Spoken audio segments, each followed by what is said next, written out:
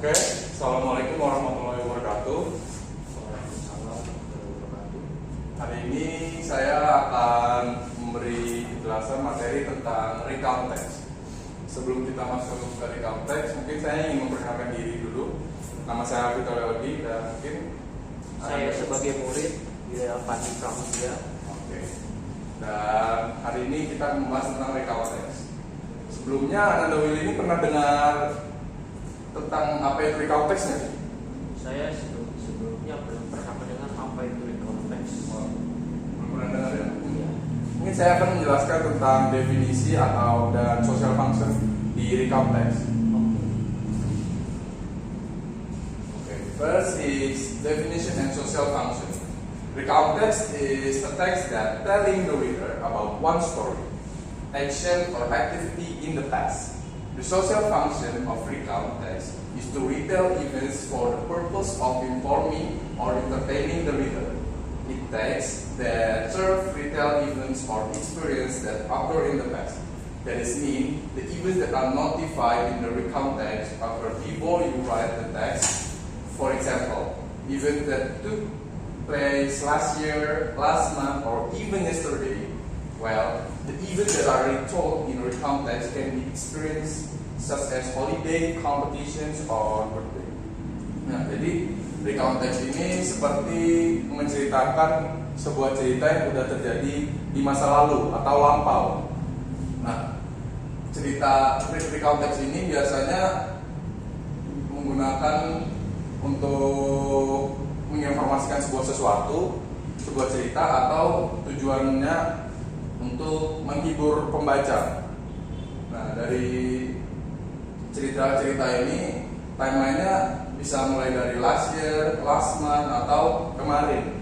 Last year itu mungkin seperti tahun lalu atau 1 bulan yang lalu atau beberapa bulan yang lalu. Nah, terus recount text ini biasanya menceritakan sebuah pengalaman, experience yang seperti mungkin liburan, kompetisi, atau ulang tahun gitu. Mungkin juga bisa menyampaikan sebuah peristiwa. Nah, sebelumnya mungkin Willy apa biasanya kalau Willy punya cerita yang berkesan atau sebuah informasi yang mungkin bisa diceritakan di masa lampau gitu? Ada sih sebenarnya banyak peristiwa yang sudah terjadi dalam masa ini itu kan juga termasuk di kita sih. Ya, kayak kesan-kesan Willy mungkin pas liburan bareng keluarga atau cerita-cerita liburan yang juga cerita ada ulang tahun atau Willy pernah ikut lomba dalam segi apapun itu. Iya. Ya. Nah, mungkin selanjutnya saya akan menyampaikan tentang generic structure. Nah, generic structure ini terbagi menjadi 3. Nah, yang pertama itu ada orientation. Orientation in this section is the opening part of the text or introduction that contains the background of an incident such as who was involved or when and where the incident occurred. Nah, orientation ini biasanya di bagian pembuka. Iya. Karena dia mungkin untuk menunjukkan gimana sih caranya bukan gimana sih caranya untuk menunjukkan cerita apa yang ingin diceritakan. Nah, biasanya bagian pembuka ini berada di awal-awal kalimat. Nah, orientation juga ini bisa merujuk ke background dari insiden itu, siapa yang terlibat, di mana kejadian itu, atau kapan peristiwa itu terjadi. Mungkin itu seperti tadi, tahun lalu, kemarin, atau minggu lalu, atau mungkin siapa yang terlibat, mungkin adiknya Willy, atau Willy sendiri, atau orang lain. Yang kedua itu ada series of events. Series of events in this section is part of the content of the text that contains a series of sequential events experienced by the author. Nah, series of events ini biasanya detail dari cerita itu, isi yang apa saja yang akan diceritakan. Kayak urutannya gitu ya. Nah, urutannya gitu. Misalnya Willy ingin ceritakan liburannya bersama keluarga. Nah, mungkin dia menceritakan dari pagi ini udah ngapain aja sih. Mungkin pagi itu siap-siap dulu, prepare, packing. Nah, mungkin agak siang dikit udah mulai berangkat. udah mulai jalan dan apa saja sih kegiatan yang disampaikan itu. Selama di perjalanan. Iya, mulai dari jam berapa mungkin atau detailnya dan sampai di ujung ceritanya itu ceritakan sebuah apa. Nah, kalau dari peristiwa mungkin bisa ini nih insidennya itu terjadi kapan dan kronologinya tuh gimana sih, kronologi lengkapnya gitu. Jadi series of event ini benar-benar lebih menceritakan sebuah detailnya dalam cerita yang akan diceritakan. Nah, yang terakhir itu adalah reorientation. In reorientation, the section is the closing of the text which contains conclusion, message, impressions, or feelings of the author on the event experience. Nah, reorientation ini biasanya di bagian penutup cerita. Di bagian penutup cerita ini yang biasanya mengandung dari konklusi, pesan, perasaan, atau or feelings yang disampaikan dari si penulis ini. Mungkin kalau liburan tuh lebih ke kesan gitu ya. Kesannya gimana, mungkin kesan menarik atau ada cerita ini ada kesimpulannya nggak sih yang udah diceritakan. Kalau message ini kayak mungkin lebih ke pesan, mungkin pesannya untuk misalnya ada bencana alam gitu, pesannya untuk mungkin lebih berhati-hati, lebih waspada lagi, atau juga ada insiden mungkin kecelakaan, mungkin kan bisa kita membuat kita lebih berhati-hati di jalan atau lebih berhati-hati dalam berkendara gitu. Nah, sejauh ini sudah cukup paham ini? Sudah cukup paham. Yang kalau bisa diingat tadi itu ada berapa poin? Ada 3 poin. Yang pertama kan orientation. Itu sebagai pembuka di dalam suatu cerita ya. Ya. Di situ bisa terdapat latar belakang apa yang terjadi. Benar. Ada orang yang terlibat di dalamnya. Ya. Itu. Yang kedua ada series of event. Ya, benar. Di series of event itu terdapat Detail dari cerita. ya, detail dari cerita yang apa yang di dalam cerita itu. Yang terakhir ada orientation. Ya. Di situ terdapat penutup. Ya, benar. Di situ ada pesan, dan lain sebagainya. Nah, berarti udah cukup paham ya sejauh ini kan? Ya. Nah, selanjutnya mungkin ke language feature. Language feature ini kayak tenses apa sih yang kita gunakan di dalam recount text ini? Nah, biasanya kalau dalam recount text itu kita menggunakan using simple past tense. Why must simple past tense? Because the events being told are events that happened in the past. So we have to use a tense that serve to express events that happened in the past. Jadi simple past tense. Jadi mungkin tenses yang digunakan dalam recount text ini yaitu simple past tense. Kenapa simple past tense? Ya mungkin karena ini kita tuh menceritakan ini cerita ini sudah lampau. Sudah terjadi. Ya udah terjadi. Jadi kita harus menggunakan tenses yang lampau. Dan mungkin ada jenis-jenis kata yang kita ubah menjadi tensesnya itu jadi verb to, membuat tensesnya itu menjadi simple past tense. Oke, paham pilih? Oke. Lanjut ke using adverb of time and adverb of sequence. Adverb of time ini seperti keterangan waktu di dalam cerita. Mungkin urutannya seperti ada. Yang pertama itu yesterday, ada last week, last month, an hour ago, a year ago. Nah, adverb of time ini benar-benar merujuk ke waktu. Seperti mungkin yesterday itu kan cerita ini udah kemarin atau minggu lalu atau bulan lalu, bahkan mungkin sejam lalu aja itu udah dihitungnya lampau. Nah, dan mungkin yang terakhir ada a year ago, sudah mungkin beberapa tahun yang lalu atau udah setahun yang lalu. Nah, yang kedua ini adverb of sequence. Mungkin urutan dari ceritanya itu seperti awalan kalimatnya deh, yang biasa merujuk ke first, then, after that, at last, finally, dan mungkin masih ada yang lain-lain. Nah, yang di verse ini mungkin kan biasa dari awalan cerita itu mungkin apa aja yang akan diceritakan. Mungkin dari step by step pada first, second, third. Nah, ada juga then ini mungkin kata sambung misalnya sudah dari first, second atau third itu udah kepake gitu. Nah, Yang biasa juga kalau di akhir dari cerita itu at last atau finally. Yang final ini biasa mungkin dari penutup ceritanya itu kalimat awal di akhir paragraf itu ini biasanya menggunakan finally atau at last. Oh, berarti itu kayak di orientation ya? Ya, mungkin biasanya at last and finally ini bagian di orientation. Yang first itu biasanya di orientation, then and after that itu biasanya di series of events. Ya.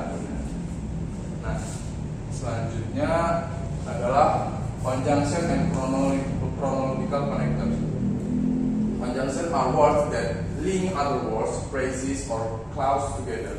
Conjunction ini seperti penghubung kalimat atau penghubung kata di dalam ceritanya itu yang membuat kita mempermudah kita untuk menemukan kata-kata atau memperbanyak kosakata di dalam cerita itu ketika kita menggunakan recount text. Ya, mungkin seperti ada there are, for, and, nor, but, or, atau yang di bawahnya lagi bisa ke when, whenever, where, whereas, neither, not only, whether, dan masih ada yang lain-lainnya lagi. Oke, mungkin selanjutnya itu ada types of recount text. Nah, the types of recount text ini terbagi menjadi 3 juga. Ada yang personal, factual, and imaginative. Mungkin saya akan menjelaskan yang personal dulu ya. Nah, personal recount, this type of text is used to retell an event experience by one person.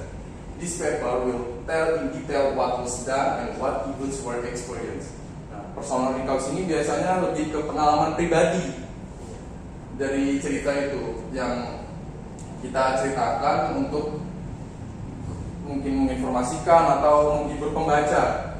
Nah, biasanya personal recount ini benar-benar menceritakan detail apa yang sudah terjadi karena ini cerita dari kita sendiri. Jadi kita benar-benar mengalami mungkin apa yang sudah diceritakan di cerita itu. Nah, yang kedua itu ada factual recount. In factual recount, this type of recount text is also tell about events in the past that the events narrated were experienced by other people. Even so, it is certain that this event actually happened. Factual recount ini lebih merujuk ke peristiwa. Contoh peristiwanya apa ya? Peristiwanya ini seperti mungkin peristiwanya sudah dialami orang lain dan ceritanya juga diceritakan biasanya mungkin dari orang lain. Mungkin peristiwanya dari bencana alam atau insiden atau eksiden yang sudah dialami oleh orang lain yang benar-benar kebuktiannya sudah terjadi gitu. Mungkin kayak bencana alam, mungkin gunung erupsi atau banjir. Nah, ntar biasanya itu diceritakan gitu tuh. Kayak banjir ini orang ini biasanya ngelakuin apa sih atau cara bertahannya gimana. Terus gunung erupsi juga mungkin kan gimana sih kronologisnya waktu itu tuh. Insidennya waktu itu mungkin bisa diceritakan yang membuat untuk pembacanya ini lebih berhati-hati gitu. Karena biasanya factual recount ini mengandung pesan di dalam ceritanya. Nah, yang terakhir ini imaginative recount. Imaginative recount in this type of text tells of an event in the past that didn't actually happen or was just an imagination. This type of text is also written in coherent way, but there is no emphasis on who the actors or characters are in the story. Nah, imaginative recount ini biasanya merujuk ke cerita-cerita fiksi, dongeng, atau cerita-cerita yang hanya di dalam khayalan, yang belum benar-benar terjadi. Nah, biasanya ini tujuannya dari imaginative recount ini untuk menghibur pembaca.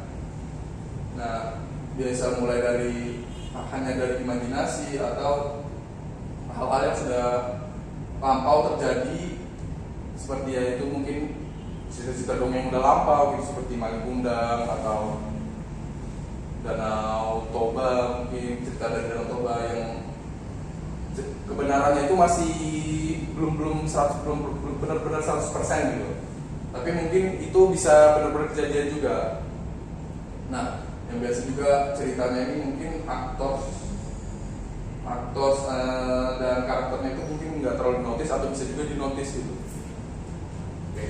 Mungkin dari 3 ini Sudah mulai dapat pahami atau masih ada beberapa poin yang belum dimengerti dari tiga jenis ini?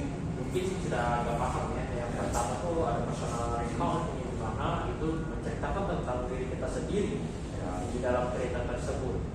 Yang kedua ada factual account, yang mana itu menceritakan tentang bencana mungkin atau insiden yang terjadi Ya, bisa terhadap yang diri sudah- atau terhadap orang lain kan. Ya benar, peristiwa yang sudah dilampau yang mungkin diceritakan ini lebih ke experience itu dari orang lain gitu, bukan dari kita sendiri, karena ini kejadian itu tuh terdampak ke banyak orang juga, yang membuat itu bisa cerita itu memberi pesan ke pembacanya. Ya, mungkin yang ini itu mana? Ya, itu mungkin kayak fiksi atau dongeng gitu kan, yang hampir ya mungkin tidak terjadi atau mungkin terjadi. Ya, mungkin ya bisa terjadi atau kebenaran itu masih diambang gitu, belum 100%. Ya kayak dongeng-dongeng ya semacam gitu kan. Yang terakhir. Oke, mungkin selanjutnya kita ke contoh cerita. Nah, contoh cerita ini saya ada 3 contoh cerita. Nah, mungkin yang cerita pertama ini saya mencontohkan dulu, kita ingin menentukan mana sih yang bagian orientation, series of event atau reorientation. Nah, mungkin saya bisa bacakan cerita yang pertama dulu. Oke, example 1. A week ago, my old friend and I went to the beach. We headed from home at 2 p.m. and finally got there at 4 p.m. It took so long, but I enjoyed the ride. We were so hungry when we got to the beach. We decided to buy some foods before strolling around the beach. At 4:30, we start to walk around the beach. We talk about many things such as our works on experience at campus when we were still college students.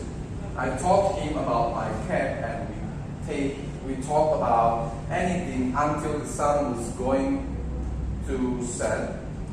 We enjoyed the sunset a lot and we put on our jackets to protect our bodies. At 6 p.m., we went back home. On the way home, we stopped at the small cafe for dinner. We ate burger and ice cream. It was very beautiful. I was so happy having a holiday with my old friend. We finished our trip by 9 p.m. and he went back home safely. Nah, mungkin orientationnya ini kita nyarinya mungkin di bagian awal kalimat ya. Tapi orientasinya bisa juga menuju ke kan di mana atau kapan itu kan. Nah di mananya mungkin di beach-nya itu mungkin bisa jadi bagian orientationnya juga. Terus tuh dia kemana-kemana aja sih dan kapan waktunya itu, berapa keterangan waktu kejadiannya itu. Nah mungkin kita tentuin di a week ago until I went to the beach ini di bagian orientation ya. Nah ini kita tandain dulu deh. Jadi kalau buat yang kuning ini ke bagian di orientation. Nah di we headed from home at 2 p.m. until we ate burger and ice cream ya. Itu mungkin bagian dari series of events-nya. Karena dia udah mulai ceritain kronologi atau detail-detail dari ceritanya itu. Ya, series of events. Jadi kayak mulai dia dari rumah tuh berangkat jam 2, terus dia sampai di tempatnya itu jam 4. Terus dia cerita gitu kalau perjalanan itu lumayan lama dan dia tuh enjoy gitu. Sampai dia jalan pulang ke rumahnya lagi dan dia sempat mampir mungkin buat beli burger dan ice cream. Itu masuk ke series of event-nya. Mungkin di series of event ini kita tandainya pakai warna hijau deh.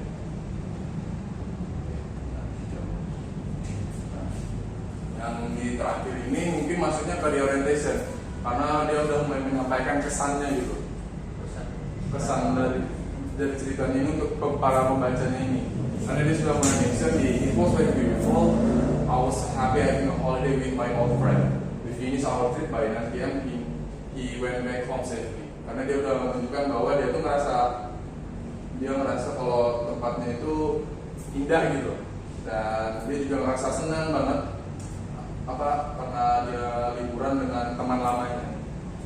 Berarti yang it was sampai safely ini masuk ke bagian reorientation. Kita kasih warna merah dan warna reorientation.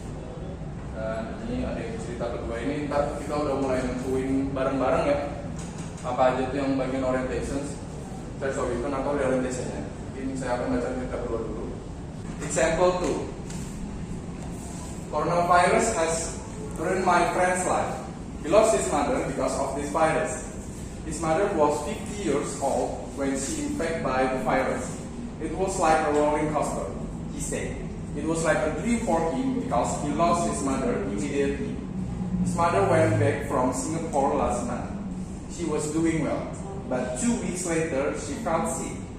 She got fever and cold. My friends and her father brought her to the hospital.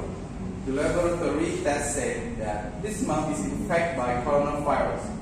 She went to the isolation room and she died there, alone. It was really difficult for my friend getting his mom died, and his father was fired from his job. This condition made him quit from school and decided to get a job. 2 days ago, he told me that he got a job. He started to work as a content writer. He said that it's a remote job during this pandemic. He told me to be careful, and I told him that he was doing great. Hope everything is going to be alright for all of us. Nah, mungkin di XCTV example kedua ini kita udah mulai sama-sama menentuin di mana aja yang bagian orientation, series of event atau reorientation. Mungkin menurut Billy mana yang bagian orientationnya dulu? Bagian orientationnya mulai dari coronavirus mungkin sampai ke he lost his mother because of this virus. Because of this virus ya. Itu mungkin karena di his mother was 50 years old-nya itu udah mulai ceritain di umur ya, karena udah ngasih tahu di mana di umur berapa sih orang tuanya terkena coronavirusnya itu. Oke, boleh kita tandain dulu ya. Coronavirus sampai di because of this virus. Nah. Berarti kita sekarang nentuin yang series of events di cerita kedua ya. Nah, series of events ini berarti dimulai dari his mother was 50 years old when she infected by the virus sampai ke we say that it's a rapid job during this pandemic. Di pandemi ini ya, karena di apa namanya? Di kalimat selanjutnya udah nyampein pesan ya buat antara buat temannya atau para pembacanya gitu. Oke, bisa berarti di mother ini sampai ke pandemik ya. Itu masuk ke series of event ya. Berarti yang di kalimat terakhir ini, dua kalimat terakhir ini masuknya ke reorientation ya? Reorientation karena dia udah, itu yang udah kayak dibilang tadi, dia udah mulai nyampe pesan ke pembaca atau ke temannya, terus juga temannya udah ngasih tahu kalau dia tuh temannya satu lagi itu ngelakuin hal yang bagus gitu. Jadi dua kalimat terakhir ini masuk ke reorientation ya.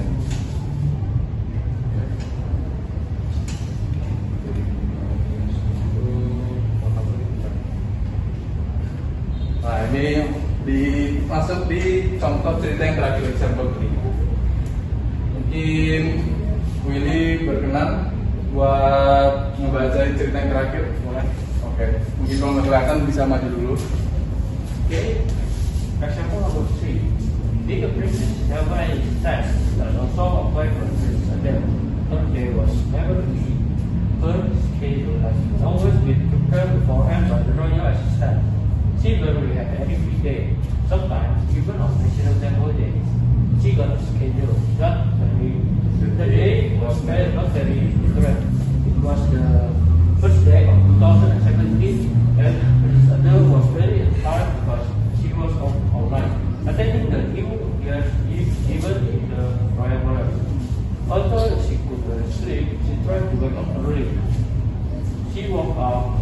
6 a.m., she should be ready before 10 a.m. So she washed herself and put on the dress that had been prepared for her by her assistant. After that, she had breakfast with a member of the royal family. At 9 a.m., she went to a charity event for the orphan from the several social institutions of the country. The event finished right before the time for lunch. So the enjoyed her lunch with the company of social worker and the orphan children. After lunch, she continued her schedule to attend the inauguration of a new public school near the palace.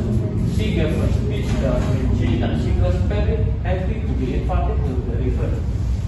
She hoped that the new school would be able to help the students to be successful in the future. She arrived back at the palace at 3 p.m. and attending her riding class with her instructor. Horse riding was able to make her happy again, and she could refresh her mind after a long day activities outside the palace. She finished her riding class at 6 p.m. and prepared herself for dinner with the members of the royal family. She was very relieved that the family dinner finished early. She finally went back to her room at 5 p.m.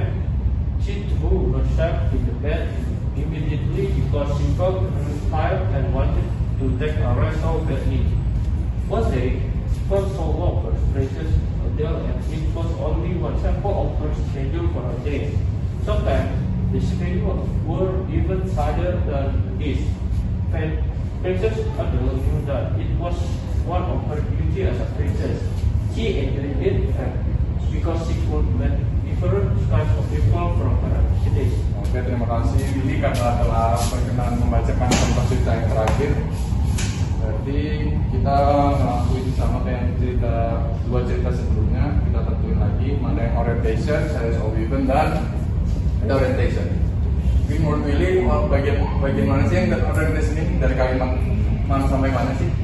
Mungkin menurut saya dari being a princess and princess sampai she barely had any free day. Barely had any free day ya. Karena di selanjutnya itu udah masuk ke series of event karena mungkin dia nyampein schedule-nya gitu. Iya. Oke. Di princess sampai ke she barely had any free day.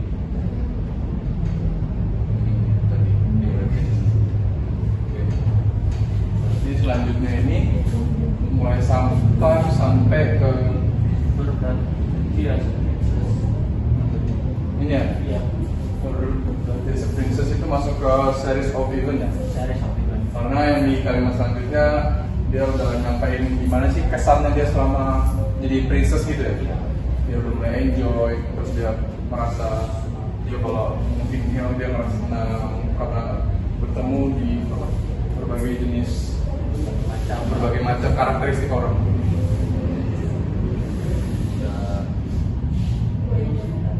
Berarti mulai dari sampai ke herself. Yang di bagian sini. Oke, tadi warna hijau ya. Original sampai ke Herdati dan berarti yang she enjoy it because she could meet different kinds of people from her activities itu udah masuk ke mana ya? Orientation. Ya mungkin orang ini kita carinya yang di bagian akhir kalimat ya. Walaupun tadi itu di bagian atasnya itu mungkin ada kayak nyampein sebuah perasaan atau kesan yang dia alami selama jadi apa namanya? Princess juga aja. Karena itu ada dimensi juga horse riding was able to make her happy again and she could refresh her mind after a long day activities outside the palace. Tapi karena mungkin kita merujuknya nyari yang di bagian akhirnya, kita masukin yang mulai dari si enjoy it sampai activities. Ini masuk ke reorientation. Reorientation tadi warna merah ya. Oke, udah selesai dari 3 contoh ceritanya ini.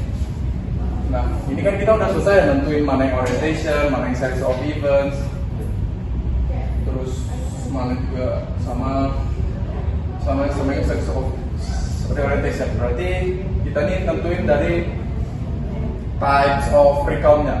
Iya. Apa tipe dari ceritanya ini? Mungkin kalau dari cerita yang pertama ini masuknya ke personal recount, karena dia lebih ceritain tentang diri, tentang pribadinya, kayak experience-nya dia liburan sama teman lamanya ke pantai, terus dia juga ceritain detail-detailnya gimana. Berarti ini yang pertama ini masuk ke personal recount.